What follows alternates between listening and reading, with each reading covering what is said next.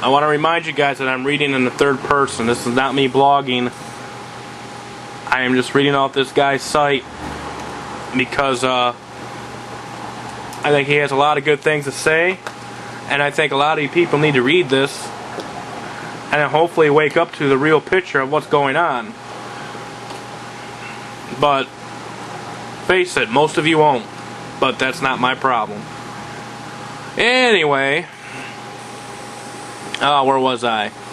David Rosenberg of Gluskin Chef says that there is a 99% chance that the U.S. will fall into another recession by the end of 2012. As the economy continues to crumble, U.S. cities will become increasingly hostile places in which to live. According to a recent Rasmussen Reports national telephone survey, 41% of Americans say that crime has increased where they live over the past year, and only 6% of Americans say that crime has decreased where they live over the past year. But just wait until the economy really collapses. That is when all hell will break loose. In a recent article entitled, "Is the Economy Improving?" I quoted statistics after statistic that showed that the U.S. economy is actually continuing to decline. I will post a link for that so you can read those statistics, so you can read what this guy has dug up. The American people are starting to lose patience. In fact, people all over the country are starting to get more than a little crazy. For example, there is now a national epidemic of people robbing pharmacies in order to get a hold of painkillers. Pharmacists all over the country are being robbed at gunpoint. Some prescription painkillers will reportedly sell for as much as $80 a pill on the street. As a recent article in Washington Post noted, things are getting really dangerous out there for pharmacists. And here is that article. "It is an epidemic," said Michael Fox, a pharmacist on New York's Staten Island who has been stuck up twice in the last year. "These people are depraved. They'll kill you."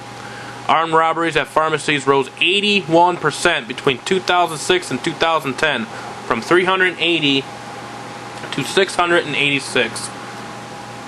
The U.S. Drug Enforcement Administration says the number of pills stolen went from 706,000 to 1.3 million. Thieves are overwhelmingly taking oxycodone painkillers like Oxycontin or Roxicodone or hydrocodone-based painkillers like Vicodin and Narco. Both narcotics are highly addictive. But this is what our country is turning into.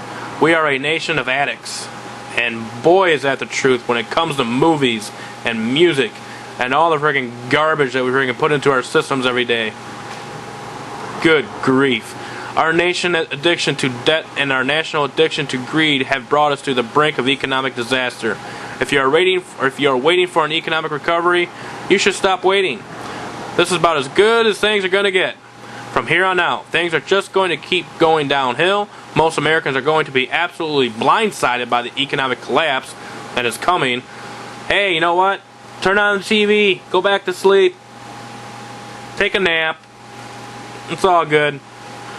But that doesn't have to be you. You still have time to get prepared. That was from the economiccollapse.com. Link will be provided below. On to the next. Now I'll get to the rest of the news videos. Stay tuned.